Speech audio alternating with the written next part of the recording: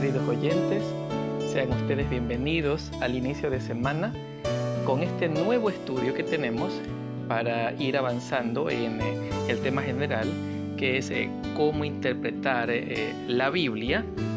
Tenemos el estudio semanal titulado Cómo abordar pasajes difíciles. Y quiero animarte a que avances junto conmigo durante todo el estudio semanal, que estoy completamente seguro te va a encantar. Quiero invitarte a hacer una oración antes de poder iniciar con la lectura en este día. ¿Vamos a orar? Gracias, Dios de los cielos, por este día de descanso que tú nos das. Gracias por permitirme compartir el estudio de esta semana a través de este medio. Te pido que para cada oyente sea de provecho y que pueda la palabra de Dios ser una guía y una luz para nuestro camino durante toda esta semana. Te oro y agradezco por tus cuidados, por tus bendiciones y por esta maravillosa oportunidad. En el nombre de Jesús. Amén. Para empezar, quiero invitarte a leer en la palabra de Dios algunos pasajes que vamos a ir leyendo durante esta semana. Para empezar, vamos a leer en la segunda carta a Timoteo, el capítulo 2. Voy a leer los versículos desde el 1 hasta el 19 y desde el versículo 22 hasta el versículo 26. Pues bien, la palabra de Dios nos dice: Tú, pues, hijo mío, esfuérzate en la gracia que es en Cristo Jesús. Lo que has oído de mí ante muchos testigos, esto encarga a hombres fieles que sean idóneos para enseñar también a otros. Tú, pues, sufre penalidades como buen soldado de Jesucristo. Ninguno que milita se enreda en los negocios de la vida, a fin de agradar a aquel que lo tomó por soldado. Y también el que lucha como atleta no es coronado, sino lucha legítimamente. El labrador, para participar de los frutos, debe trabajar primero. Considera lo que digo, y el Señor te dé entendimiento en todo. Acuérdate de Jesucristo, descendiente de David, resucitado de los muertos, conforme a mi evangelio, en lo cual sufro penalidades, hasta prisiones, a modo de malhechor, pero la palabra de Dios no está presa. Por tanto, todo lo soporto por amor de los escogidos, para que ellos también obtengan la salvación que es en Cristo Jesús con gloria eterna. Palabra fiel es esta: si somos muertos con Él, también viviremos con Él. Si sufrimos, también reinaremos con Él. Si lo negamos, Él también nos negará. Si somos infieles, Él permanece fiel, porque no puede negarse a sí mismo. Recuérdales esto, exhortándolos delante del Señor a que no discutan sobre palabras, lo cual para nada aprovecha, sino que es para perdición de los oyentes. Procura con diligencia presentarte a Dios aprobado, como obrero que no tiene de qué avergonzarse, que usa bien la palabra de verdad. Pero evita profanas y vanas palabrerías, porque conducirán más y más a la impiedad, y su palabra carcomerá como gangrena.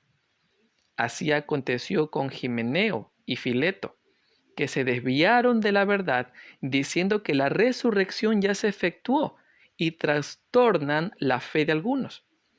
Pero el fundamento de Dios está firme, teniendo este sello: conoce el Señor a los que son suyos, y apártese de maldad todo aquel que invoca el nombre de Cristo. Versículos desde el 22 al 26. Huye también de las pasiones juveniles y sigue la justicia, la fe, el amor y la paz, con los que de corazón limpio invocan al Señor. Pero desecha las cuestiones necias e insensatas, sabiendo que engendran contiendas, porque el siervo del Señor no debe ser amigo de contiendas, sino amable para con todos, apto para enseñar, sufrido. Debe corregir con mansedumbre a los que se oponen, por si quizá Dios les conceda que se arrepientan para conocer la verdad y escapen del lazo del diablo en que están cautivos a voluntad de él. Aquí pudimos leer que Pablo está ilustrando la necesidad de soportar las molestias, ¿sí? Hace comparaciones en el versículo 3 al soldado.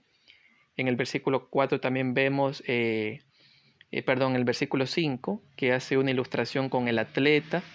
En el versículo 6 con el agricultor. También vemos y entendemos que como los soldados, los fieles al Evangelio, necesitan vestirse y equiparse adecuadamente y estar alerta, ¿verdad? Pablo también está usando aquí aspectos de la vida del soldado para exhortar a Timoteo. Él está poniendo en él la necesidad de soportar las incomodidades y de concentrarse en la vocación a la que fue llamado. También presenta el ejemplo del atleta y del agricultor, para recalcar la idea de que la paciencia, la disciplina y el trabajo duro en el presente traerán una recompensa en el futuro. ¿Sabes cuándo? En la segunda venida de nuestro Señor Jesucristo. También pudimos ver aquí, por ejemplo, en los pasajes desde el 11 hasta el 13, que se está apoyando la idea de que hay una recompensa al fin del camino para nosotros, ¿sí? Entonces, los cristianos debemos ser capaces de tomar decisiones sabias para el presente, porque nosotros estamos comprendiendo que el fin de la historia de este mundo culminará con la segunda venida de nuestro Señor Jesucristo. Pudimos también leer aquí que Pablo también está alertando a Timoteo contra el error y contra la impiedad de los últimos días. También está invitando a Timoteo a seguir su propio ejemplo de persecución. Y también le formula un encargo solemne de predicar la palabra del Señor. Pudimos también leer que aquí Pablo se manifiesta contrario a que se discutan sobre palabras, la cual nada aprovecha, sino que hace daño, ¿sí? Y hay un consejo de poder evitar o de desechar las cuestiones necias o insensatas que engendran contiendas, los cuales se levantan generalmente sin ningún propósito bueno, ¿cierto? Y también nos invita a poder hacer las correcciones debidas con mansedumbre, es decir, de una manera mansa. Vamos a leer a continuación, ahora lo que nos dice la palabra de Dios en el Antiguo Testamento. Vamos a ir al primer libro de Crónicas. Voy a leer primero el capítulo 28, los versículos desde el 1 al 3, luego me salto a los versículos desde el 8 al 10 y el versículo 20. A continuación de ello, leeré en el capítulo 29 del mismo libro los versículos desde el 16 hasta el 19. Empiezo en el capítulo 28. Reunió David en Jerusalén a todos los principales de Israel, los jefes de las tribus, los jefes de las divisiones que servían al rey, los jefes de millares y de centenas, los administradores de toda la hacienda y posesión del rey y de sus hijos, los oficiales y los más poderosos y valientes de sus hombres. Entonces el rey David se puso en pie y dijo: Oídme, hermanos míos y pueblo mío. Yo tenía el propósito de edificar una casa en la cual reposara el arca del pacto de Jehová y sirviera de estrado a los pies de nuestro Dios, y había ya preparado todo para edificar. Pero Dios me dijo: Tú no edificarás casa a mi nombre, porque eres hombre de guerra y has derramado mucha sangre. Versículo desde el 8 al 10. Ahora pues, delante de todo Israel, congregación de Jehová, y de nuestro Dios que nos escucha, guardad y observad todos los preceptos de Jehová vuestro Dios, para que poseáis la buena tierra y la dejéis en herencia a vuestros hijos después de vosotros perpetuamente. Y tú, Salomón, hijo mío, reconoce al Dios de tu Padre y sírvele con corazón perfecto y con ánimo generoso, porque Jehová escudriña los corazones de todos y entiende todo intento de los pensamientos. Si tú le buscas, lo hallarás, pero si lo dejas, él te desechará para siempre.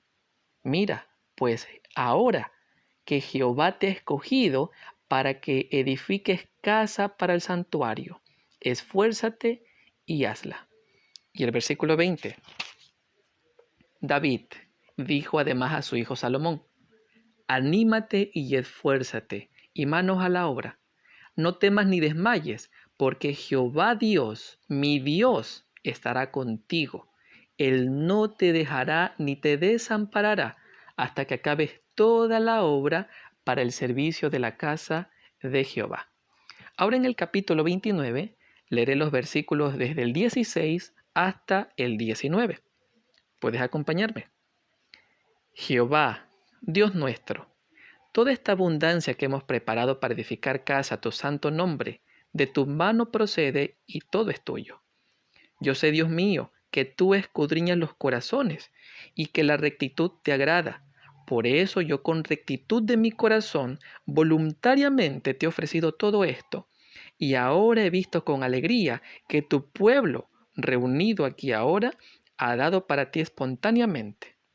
Jehová, Dios de Abraham, de Isaac y de Israel nuestros padres, conserva perpetuamente esta voluntad del corazón de tu pueblo y encamina su corazón a ti.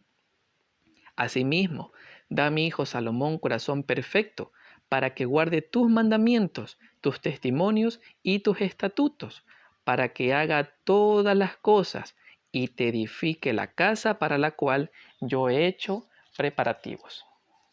Aquí podemos ver la historia del rey David dando el dominio del reino a su hijo Salomón. Y vemos que está encargando a su hijo la construcción del templo. ¿Ok? Podemos ver aquí claramente que David está alentando a su hijo Salomón y también al pueblo de Judá y al resto de Israel. Él está hablándolos a ellos como hermanos. A pesar de que es rey, él está mostrando igualdad y común participación. También vemos que la casa que Jehová pide que sea edificada representaba la figura de la verdadera habitación de Dios en el cielo. ¿Sí? Dios, recordemos que le había prometido que tenía una dinastía perpetua, pero bajo una condición. ¿Cuál era la condición? Te pregunto. Lo escuchaste o lo leíste conmigo, ¿verdad? Que observen sus mandamientos. Cuando Dios habla de un corazón perfecto, está hablando de una lealtad indivisa, es decir, que nosotros estamos dispuestos solamente a servir a Dios. Esa es la única que Dios acepta. Ahora, David, tomemos en cuenta algo importante, David recibió el plano del templo por inspiración profética, así como por ejemplo cuando Moisés había recibido también el plano del tabernáculo en el monte Sinaí. ¿Ok? Entonces pudimos notar y podemos confirmar esto en este capítulo, especialmente en los versículos 2 y 19, que David, que es más conocido como el rey, también fue dotado de inspiración profética, ¿cierto? Ahora en el capítulo 29 nosotros podemos ver cómo David está convocando a todo Israel para que apoyen la futura construcción del templo bajo su hijo Salomón. Y él está ofreciendo una oración de acción de gracias, ¿sí?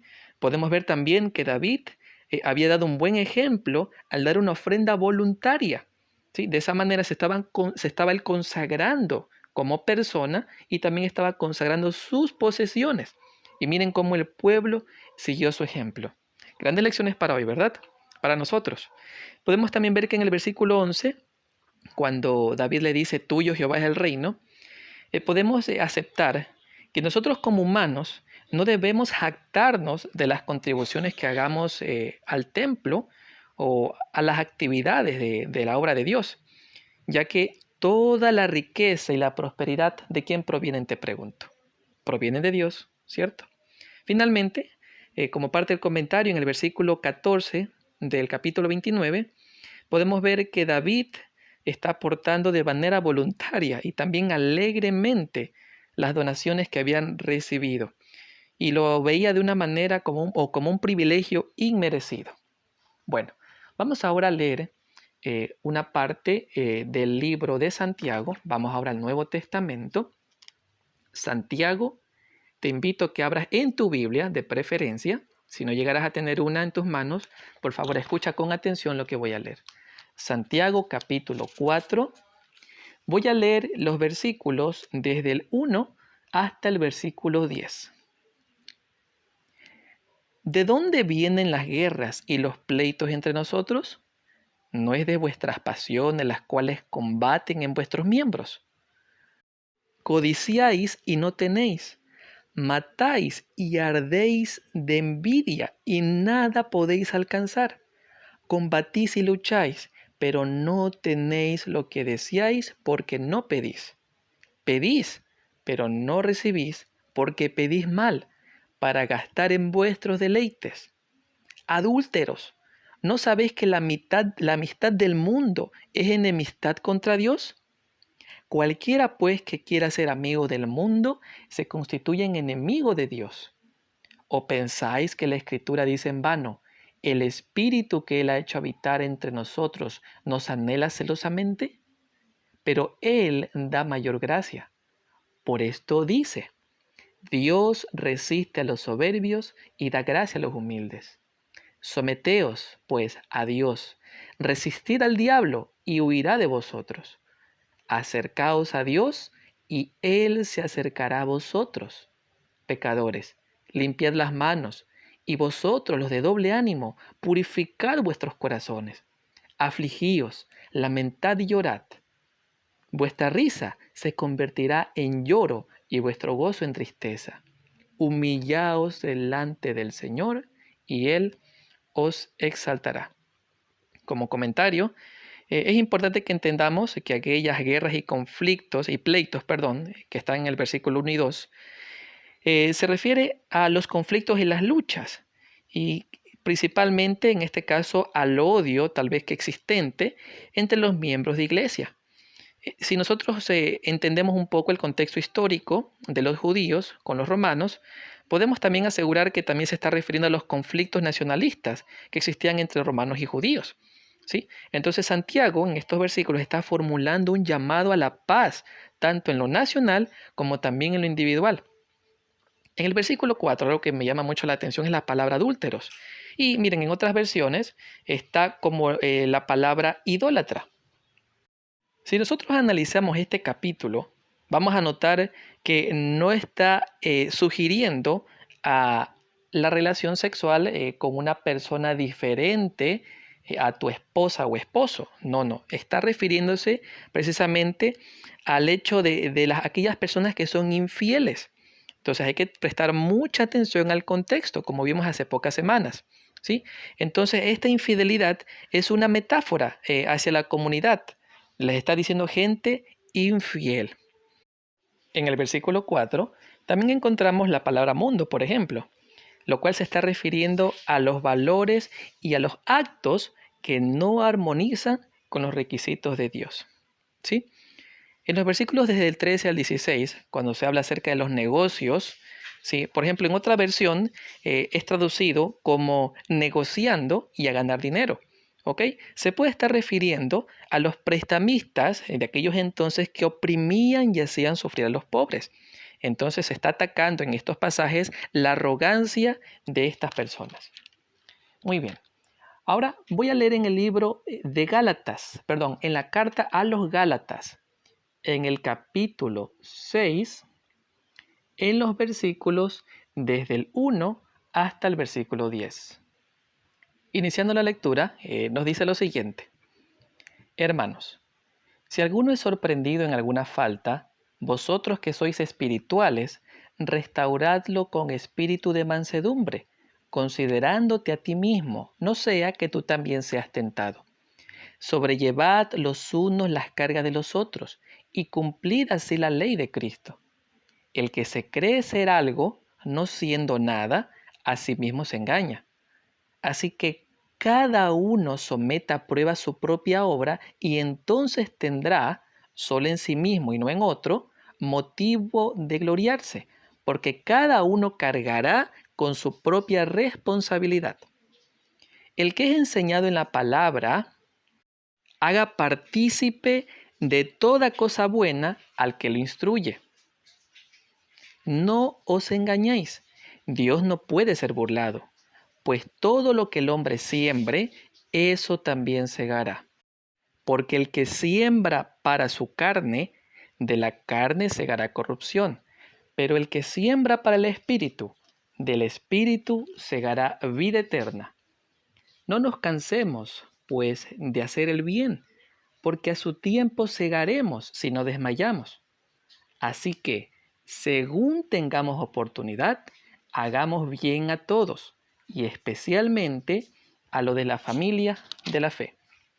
Como comentario, puedo compartir en el versículo 1, por ejemplo, cuando encontramos la parte que dice, no sea que tú también seas tentado, ¿sí? Esta es una actitud crítica de Pablo hacia los hermanos, donde él está expresando la excesiva confianza propia que pueden tener, lo que a menudo puede llevar a una caída, ¿sí?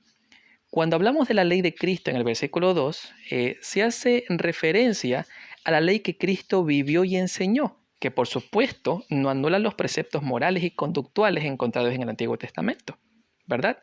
Dijo Cristo claramente que vino a cumplir, a guardar la ley. Y dijo, si me amáis, guardaréis mis mandamientos. En el versículo 4, por ejemplo, también encontramos cuando habla de que no en otro, se está refiriendo a que esto debe ser sin rivalizar o compararse con otra persona. Y en el versículo 5 están dando un énfasis claro de que no debemos ser críticos, sino que tenemos que dejar el juicio ¿a quién? A Dios. ¿Ya? En el versículo 7, por ejemplo, cuando dice que Dios no puede ser burlado, se está refiriendo claramente a que el juicio divino no es una farsa, sino que es algo real, ¿sí? Y cuando nos habla de que debemos hacer el bien para a su tiempo recibir la recompensa, nos está hablando que en esta vida o en la ocasión de la segunda venida de Cristo, vamos a recibir dicha recompensa.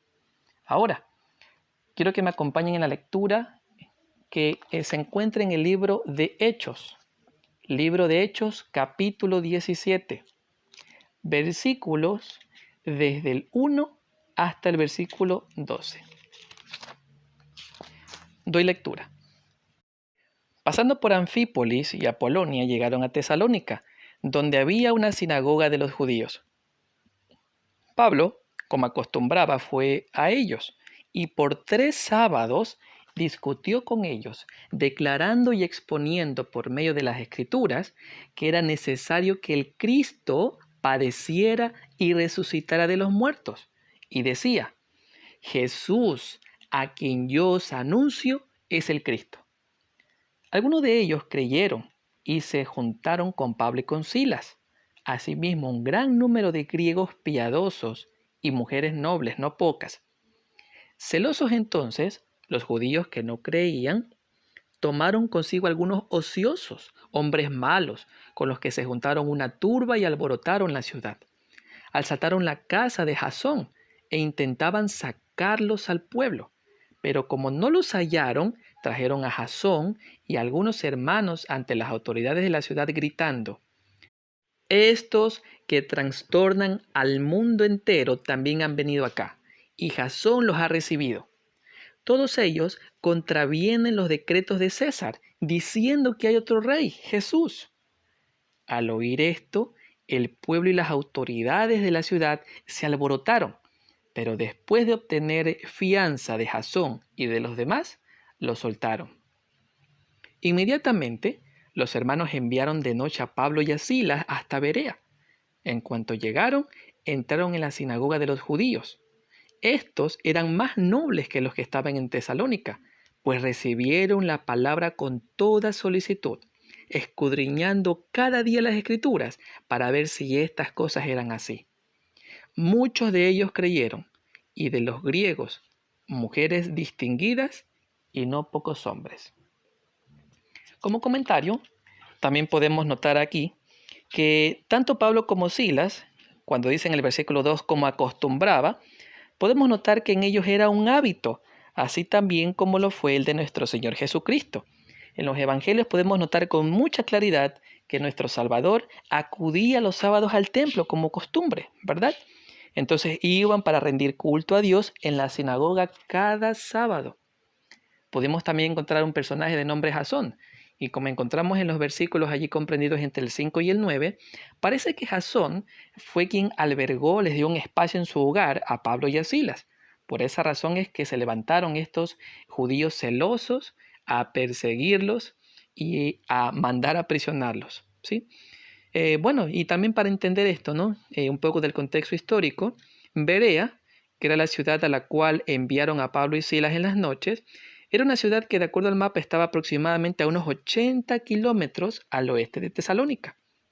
Resulta que Pablo y Silas predican en la sinagoga, pero en esta ocasión tienen éxito en ganar conversos al evangelio. Pero como ocurrió antes, también reciben una persecución y tienen que partir. Y para finalizar la lectura de los pasajes bíblicos, quiero invitarte a que me acompañes a la segunda carta de Pedro. Vamos al capítulo 3, versículos completos de ese capítulo. Vamos, dediquemos un tiempo a leer la palabra de Dios, que tiene grandes instrucciones y una ayuda invaluable para nosotros. Nos dice la palabra de Dios en el capítulo 3 de la segunda carta de Pedro. Amados, esta es la segunda carta que os escribo. En ambas despierto con exhortación vuestro limpio entendimiento, para que tengáis memoria de las palabras que antes han sido dichas por los santos profetas, y del mandamiento del Señor y Salvador, dado por vuestros apóstoles.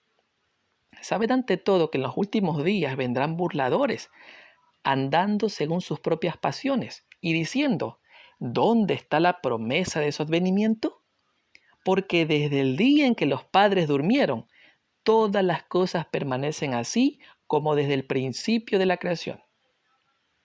Estos ignoran voluntariamente que en el tiempo antiguo fueron hechos por la palabra de Dios los cielos y también la tierra, que proviene del agua y por el agua subsiste, por lo cual el mundo de entonces pereció anegado en agua. Pero los cielos y la tierra que existen ahora están reservados por la misma palabra, guardados para el fuego en el día del juicio y de la perdición de los hombres impíos. Pero, amados, no ignoréis que, para el Señor, un día es como 1000 años y 1000 años como un día. El Señor no retarda su promesa, según algunos la tienen por tardanza, sino que es paciente para con nosotros, no queriendo que ninguno perezca, sino que todos procedan al arrepentimiento. Pero el día del Señor vendrá como ladrón en la noche. Entonces los cielos pasarán, con gran estruendo los elementos ardiendo serán deshechos, y la tierra y las obras que en ellas hay serán quemadas.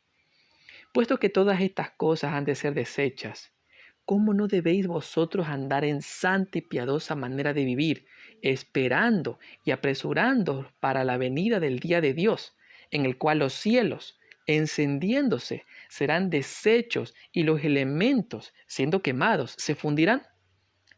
Pero nosotros esperamos, según sus promesas, cielos nuevos y tierra nueva, en las cuales mora la justicia.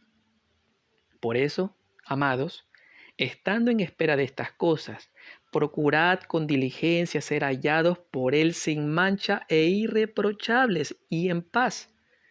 Y tened entendido que la paciencia de nuestro Señor es para salvación, como también nuestro amado hermano Pablo, según la sabiduría que le ha sido dada, os ha escrito en casi todas sus epístolas, hablando en ellas de estas cosas, entre los cuales hay algunas difíciles de entender, las cuales los indoctos e inconstantes tuercen, como también las otras escrituras, para su propia perdición. Así que vosotros, amados, sabiéndolo de antemano, guardaos, no sea que arrastrados por el error de los inicuos caigáis de vuestra firmeza. Antes bien, creced en la gracia y el conocimiento de nuestro Señor y Salvador Jesucristo. A Él sea la gloria ahora y hasta el día de la eternidad. Amén. El versículo para memorizar, los versículos para memorizar en esta semana se encuentran en este último libro, o carta, mejor dicho, leído. Se encuentran en 2 de Pedro 3, 15 y 16. Lo vuelvo a leer.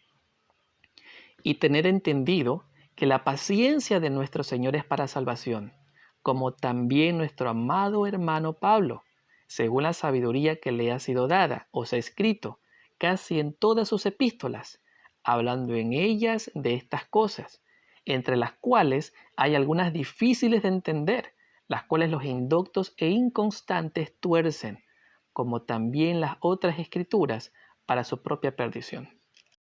Aportando un poco al contenido que he leído en esta carta, podemos notar que en los primeros versículos, ¿verdad?, que leímos, Pedro está prediciendo, o sea, anticipando la llegada de burladores de la segunda venida de nuestro Señor. Entonces, podemos notar que en el versículo 3 específicamente, en los últimos días la gente no mostrará ningún respeto por la promesa de la segunda venida.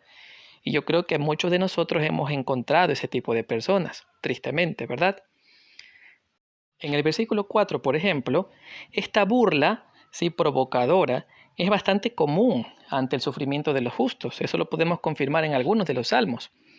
También podemos ver aquí que cómo se está diciendo con claridad que estos falsos maestros tuercen las escrituras. En los versículos desde el 5 al 10 también podemos ver claramente que se está haciendo una referencia clara a tres acciones de Dios a través de su palabra. Primero, por ejemplo, es el hecho de que Dios, cómo Dios con su palabra creó los cielos y la tierra. También cómo Dios cumplió su palabra con la venida del diluvio. Y también el hecho de que el mundo está siendo preservado para el día del juicio. Esto está demostrando que no todas las cosas permanecen constantes desde la creación, es decir, han habido cambios, y que Dios es suficientemente poderoso para poder cumplir sus promesas, ¿verdad? En el versículo, por ejemplo, 8 y 9 también vemos que Pedro está explicando las dos causas de la demora de nuestro Salvador Jesucristo, y debemos tomarlos muy en cuenta. Primero, Dios y los seres humanos experimentan el tiempo de diverso modo, ¿verdad? Y segundo, el hecho de que Dios está siendo paciente con todos nosotros, esperando que nos arrepintamos. Por favor, tome en cuenta que nosotros estamos incluidos en este grupo. En el versículo 16, por ejemplo, ahora encontramos, cuando se habla de las otras escrituras, podemos notar que Pedro está clasificando los escritos de Pablo, miren, desde ya, como parte de los escritos de la Biblia. Podemos también decir, cuando se refiere a los indoctos e inconstantes que están torciendo las escrituras, miren, en otras versiones de la Biblia, otras traducciones al español, dicen, por ejemplo, en lugar de indoctos e inconstantes, tuercen, encontramos, por ejemplo, ignorantes e inestables tergiversan. En otra traducción encontramos, por ejemplo, ignorantes y poco formados en la fe interpretan torcidamente. Y para finalizar, como parte del comentario también, en el versículo 18, cuando encontramos la palabra creced, aquí se está hablando de un crecimiento espiritual, ya el cual, y pongamos atención, es la mejor defensa contra la apostasía. Sin embargo, tomemos en cuenta que para ser efectivos necesitamos de dos dimensiones, tanto del conocimiento como también de la experiencia de la gracia. Y esta gracia es otorgada por fe. ¿A través de quién? A través de nuestro Señor Cristo Jesús. A continuación, les pido por favor presten atención a esta pequeña lectura, al contenido introductorio al estudio de esta semana. Al analizar las cartas de Pablo, Pedro, pudimos notar que está escribiendo que en ellas se pueden encontrar algunos otros pasajes de las Escrituras que pueden ser difíciles de entender, ¿cierto? Podemos ver que allí son llamados como los indoctos e inconstantes. Eso está en 2 de Pedro 3:16. Este grupo de personas que hacen, tuercen o distorsionan estas palabras, lamentablemente para su propia destrucción. Ahora, tomemos en cuenta que Pedro no está diciendo que todas las cosas sean difíciles de entender. Cuidado, está diciendo que algunas de estas cosas. Entonces, durante esta semana vamos a dar una mirada no tanto a los textos difíciles, que de hecho la palabra es bien apropiada en decirlo, sino más bien a las posibles razones de estos desafíos y de qué manera vamos a poder resolverlos. Algunas de estas declaraciones desafiantes quizás, nunca se resuelvan de este lado del cielo, pero la gran mayoría de los pasajes bíblicos no presentan ninguna dificultad, ¿verdad? Entonces, por ello, no debemos permitir que los pocos pasajes difíciles debiliten nuestra confianza en la confiabilidad y en la autoridad de la palabra de Dios en su conjunto. ¿Sí?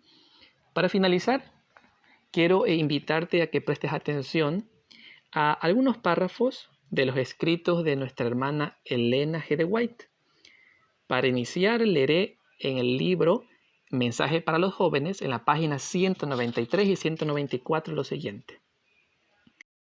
La naturaleza de la experiencia religiosa de una persona se revela por el carácter de los libros que escoge para leer en los momentos desocupados. Para tener un estado mental sano y principios religiosos firmes, los jóvenes deben vivir en comunión con Dios mediante su palabra. Al señalar el camino de la salvación por medio de Cristo, la Biblia es nuestra guía hacia una vida más elevada y mejor. Contiene las historias y las biografías más interesantes e instructivas que se hayan escrito. Los que no han pervertido su imaginación con la lectura de novelas, hallarán que la Biblia es el más interesante de los libros. Ahora, en el libro Palabras de vida del Gran Maestro, en la página 23, vas a encontrar este párrafo. Al apartarse de la palabra de Dios para alimentarse de los escritos de los hombres no inspirados, la mente llega a empequeñecerse y degradarse. No se pone en contacto con los profundos y amplios principios de la verdad eterna. La inteligencia se adapta a la comprensión de las cosas con las cuales se familiariza, y al dedicarse a las cosas finitas se debilita. Su poder decrece y después de un tiempo llega a ser incapaz de ampliarse. A continuación, en el libro Cada día con Dios, en la página 162, encontraremos este párrafo. Antes de la primera venida de Cristo y en ocasión de ese acontecimiento, los maestros religiosos elucubraron ideas extrañas tan íntimamente mezcladas con porciones de verdad, que llegaron a tener un tremendo poder para engañar y apartaron a las almas de Dios, aunque seguían conservando el aspecto de verdaderos adoradores del Señor. Encontramos una situación similar en el seno de la sociedad en estos últimos días. Los que se apartan de la fe mezclan con su creencia diversas opiniones humanas. La Biblia es objeto de crítica. ¿Difieren tanto los pastores en su interpretación porque las escrituras son inconsecuentes o contradictorias? No. El problema consiste en que los hombres están haciendo hoy lo que hicieron en el tiempo de Cristo y están enseñando los mandamientos de los hombres como si fueran doctrinas. Los maestros religiosos se encuentran en la misma condición de los fariseos, de quienes Jesús dijo: erráis ignorando las escrituras y el poder de Dios. Eso lo encontramos en Mateo 22, 29. Se presumía que los mismos hombres a quienes se dirigieron estas palabras debían enseñar las escrituras al pueblo e interpretarlas. Finalmente, en el libro Obreros Evangélicos, en la página 111 y 112, encontraremos este párrafo. Algunos piensan que la educación o un conocimiento cabal de las escrituras son de poca importancia con tal que uno tenga el espíritu. Pero Dios no manda nunca su espíritu para sancionar la ignorancia. Él puede compadecerse y bendecir a aquellos que están de tal modo situados que les es imposible educarse, y los hace, hasta condescendiente a veces, a hacer perfecta su fuerza en la debilidad de ellos. Pero es deber de los tales estudiar la palabra de Dios. La falta de conocimiento de las ciencias no es excusa alguna para descuidar el estudio de la Biblia, porque las palabras de la inspiración son tan claras que aún los que no tienen letras pueden comprenderla.